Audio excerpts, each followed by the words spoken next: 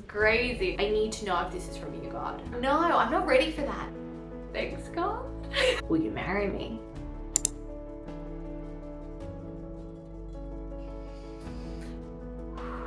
I already feel emotional and I haven't even started. I have 1, 2, 3, 4 pages of signs and confirmation about how God brought us together and that we would be husband and wife within a month of meeting each other. Before I met my husband, I was journeying through a season of singleness. It felt like a majority of my life was spent single. I learned a lot about myself, about what I want and don't want in a partner through dating different guys and having different experiences. I ended up getting to a stage in my life of deep grief and feeling abandoned and forgotten by God. I would see friends get married, have babies, start their family, buy a house, move away, and I felt like my life was in the exact same position. And I was left crying out to God saying, what about me? Where's my love story? Where is my husband? Where's my promises? I went through a deep season of wilderness, of searching. I was just really not questioning God or his existence, but just sort of questioning his goodness, questioning his timing. I was creating an idol of marriage. I was creating an idol of my partner, of this family life that I had always dreamed of. That priority needed to be changed because God at that point wasn't my one and my only. So what I did was I packed up my van and I set off on a solo trip around Australia. And that trip was dedicated to falling in love with God again, to finding myself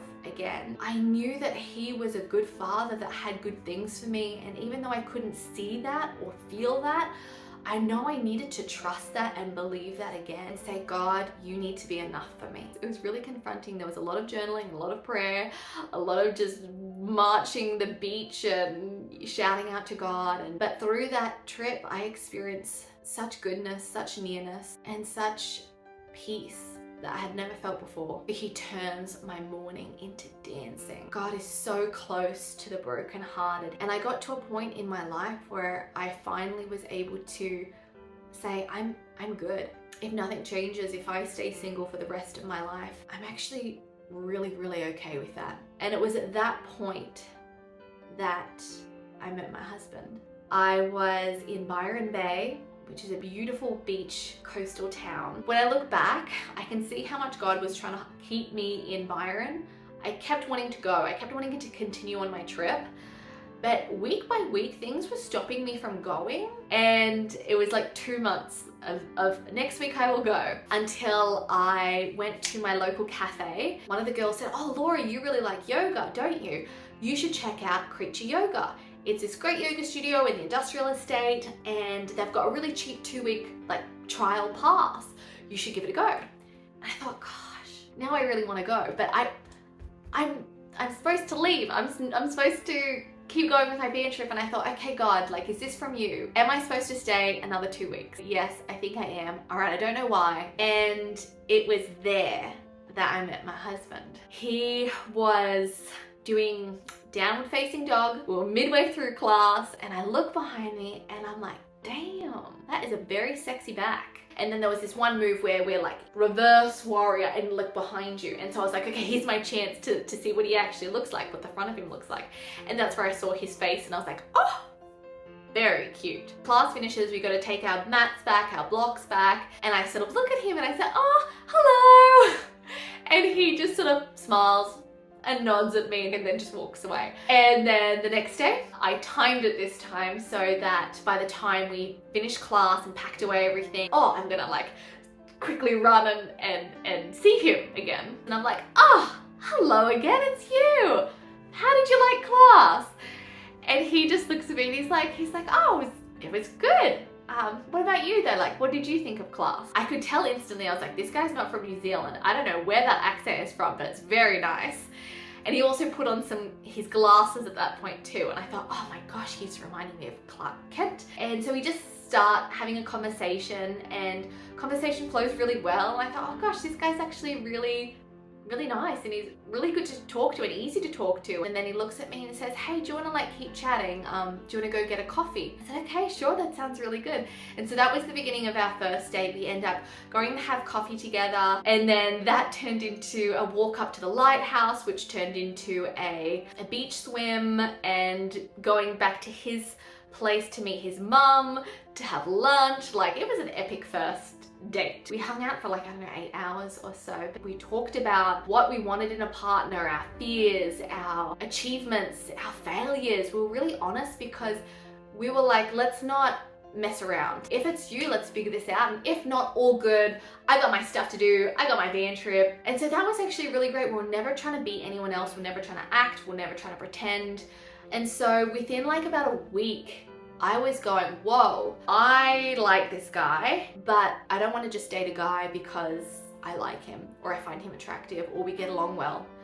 I am only interested in this relationship if it's from God. If it's not from you, God, I'm all good. I'm done. I'm on my way. And that was what began this 4-page journey of signs and confirmation that my husband was for me, and secretly getting engaged within a month of knowing each other, but like publicly getting engaged because it took so long for the ring to arrive within 3 months. God gave me these signs honestly because I needed them. I really, really needed them. And what I do want to preface with this is I'm sharing this to bring hope, to bring encouragement, but I'm not sharing it as a way, this is the way, and if you haven't received signs from God, then your partner's not for you or anything like that at all. But I was in such a season of desperation. I truly needed God to move, for him to speak, for me to know that this was from him, and this has become our testimony and this has become our love story. So on our first date, my husband, he had not told me at the time. He was in deep prayer about his future. And he saw one time when he was praying, golden ticket, and felt like God was saying this golden ticket was his future. Like, he didn't quite understand what that meant, like a golden ticket, like Willy Wonka, like, do you want me to go into chocolate making? He didn't really know, but he held on to that word. Then what happened was on our first date, I shared that when I finished high school, I got a really, really high mark, and it meant that any door, any university was open to me. And my mum looked at me and she's like, Laura, this is amazing. Like, congratulations. You've got a golden ticket. You can do anything you want. You've got a golden ticket in your hand. And so I was telling this to him, and then he just looks at me like, what? I was like, yeah, like I'm a golden ticket. And he's just like, and then the picture, the memory, the prayer, it all came back to him, and he's like, whoa, that's big. And I was like, yeah, it's cool. Like, had no idea. He only told me later. He's like, that moment for me on our first date, he's like, I knew you were my future. Anyway, so that was one of his little signs. Just before I met my husband, my friend called me and gave me this prophetic word and said, I see that you are Jasmine on a magic carpet ride, and the magic carpet is God. That song, A Whole New World, is playing, and just enjoy this journey, enjoy this process as he's taking you on an adventure. You're gonna see a whole new world. And then I remember hanging out going, okay, cool, if God's the magic carpet and I'm Jasmine, who's Aladdin? And it was maybe a week after I was at his house cleaning up. I really listen to a lot of worship music or a lot of like acoustic folksy music. And when you put your phone on shuffle, it just shuffles through the same sort of songs. Like, I don't really listen to anything else. And I'm asking the same questions and praying, going, God, is this my husband? Because I'm slightly freaking out. I'm starting to really like this guy. I'm washing dishes, and then the song changes, the shuffle changes, and the song A Whole New World comes on. And I initially go like, oh, weird, why is a Disney song playing? I never listened to Disney. And then I just remembered the prophetic word. I remembered my friend calling me, and I'm like, whoa, I got goosebumps again now. And I have no idea how or why, but my phone changed to that song at that exact time I prayed that prayer. There was one time I was just at a cafe by myself, and I was praying that prayer saying, God, show me, I need to know if this is my husband. And I just felt this urge, this prompting from God to look up the meaning of Michelle, which is my husband's name. I was like, oh, this is a weird feeling, okay. And it literally translates as gift from God. In that moment, God was like, yes, he is my gift. He's my gift to you. Other little like signs and confirmations were things like, I used to always say growing up, I really want to marry like a Tarzan, a guy that's like from the jungle and like loves animals, and lo and behold, my husband is like, eats a plant predominant diet, loves animals, and literally is from Brazil. Like, he's not from the Amazon, but you know, the Amazon takes up a lot of Brazil. And there was one day I literally was praying like, oh yeah, God, I really want like a husband like Tarzan. Like, it's so silly and simple. He was on a run and he was running in the rain. Comes home, Veronica looks at me and she's like, oh, my son, Tarzan. And I'm like, what? My son, he is Tarzan. You know Tarzan, man that is friends with the apes. And I was like, yeah, I know Tarzan. And she's like, yes, that's my son. And I'm like, thanks, God. But another sign was the sign of 222. So that's been a sign for me for ages, whether it's seeing the time and it's 2:22, whether I pay for something or at the petrol station and it's 2:22, whatever it is, whenever I see that sign, it's really a sign from God, just being like, I'm here, I see you. And when I met my husband, I asked him, oh, like, you know, what's your favorite color, and get to know you questions. And I'm like, oh, do you have like a favorite number? And he's like, yeah, 222. And I was like, oh, wow, cool, yeah, me too, yeah, weird. And he's like, yeah, like I really felt like at the beginning of the year, because it was 2022 when we met, I really felt like at the beginning of the year, like that was from God, like this is gonna be my year. And it was like ever since then, almost on a daily basis when we were together, we would see 222 everywhere. Still to this day, we still see 22, 222. I even remember there was one time we were together and we sort of had a disagreement about something, and I was like, oh God, is this not it? And I turned and there was a sign and it said 22 piece, and I was like, oh wow. The coolest thing was when I tried on my engagement ring and I took a photo of it on my hand just so I could, you know, look at it later and go, yes, is this the ring I want, that sort of thing. And I looked back on that photo and the photo was exactly 22 past 2. Little things like that was just like, ah, thank you God, you're here and you're with us and you're for us. The necklace that I wear, which is this one here, it's got a sun, a moon, and a star. And I bought this years ago, and I bought it really as a prophetic act. I felt like God was saying, like, I am your sun, I am the sun, you are my star. And I felt like he was saying that the moon is representing your husband. And so every time I would see the moon, I would pray, and it would be a reminder, and I'd pray for my future husband, and I'd pray, God, be with him, God, direct him, guide him, strengthen him. There was one time that we were on the beach and I was lying down and my husband was sitting up, although he wasn't my husband at the time.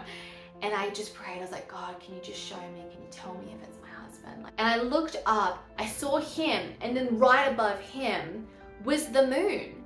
And it was like a summer's day, but you know how sometimes the moon comes out and you can see the moon even though it's like daytime? And it was a moon that was perfectly shaped just in this little crescent moon. At that point, as soon as I opened my eyes, I saw him, I saw the moon, I got reminded of my necklace, I got reminded of the prayers I had prayed years ago, and was like, whoa, you're my moon, you're the person I've been praying for. And then when we went to actually order this ring, I read the description, a custom cut Brazilian stone in a crescent half moon shape. And as soon as I read that, I knew, oh my gosh, this is my ring. This is my ring, because my husband is custom cut for me from Brazil, and he is my moon. And then that night I ended up opening up my Bible and I read 1 Corinthians 15:14, which talks about the sun, the moon, and the stars. Like I said, my husband just received 2 signs from God. I received like so many, because I kept asking and I kept being like, oh my gosh, God just told me this, God showed me this. And my husband would always be like, how many signs does God need to give you before you just accept, you know? he went for a run, ended up going into a shop, finding 2 stones, and he picked up a black one and he picked up an orange one, and he bought them as a gift from me. He ends up continuing on his run and going up to the lighthouse, and it's there that he prays a lot, and it was there he asked God and says, I'm really ready for a yes or for a no, but I need to know, is Laura gonna be my wife? And at that point, God reminded him that he had like 2 stones with him, and just like in the Bible how they draw straws or do things like that, he felt really prompted to ask God really clearly yes or no with the stones. And so he felt like the black stone was no and the orange stone was yes, and so he mixed them up and ended up pulling out the orange stone. And for him, that was like all he needed. He felt, it wasn't just a matter of, oh, I picked the stone. He really felt the presence of God in that moment and felt the weight and the gravity of that, and like, yes, Laura is for you. And he comes back from the run and he's like, look, I've got these 2 stones. I had this experience. It was amazing. God told me that you're gonna be my wife, blah, blah, blah. And in that moment, I was like, you're basing your whole life to be with me. Granted, this was like maybe 2 weeks in to us knowing each other. I was like, you're gonna change the trajectory of your life based on stones? Oh my gosh, this guy's ridiculous. You can't do that. You can't like choose me just because a stone said so. And he's like, a stone didn't say so. I was like, God told me it's you.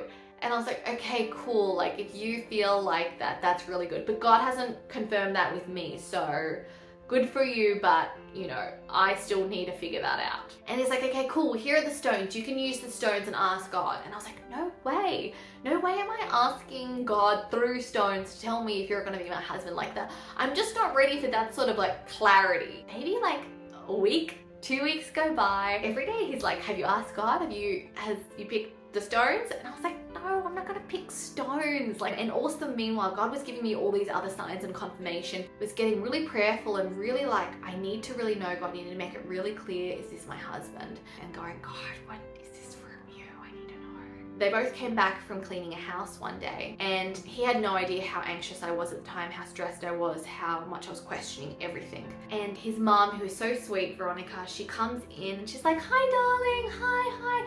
We had such a good day cleaning. Like, guess what we ended up finding in the house? And I was like, oh, what?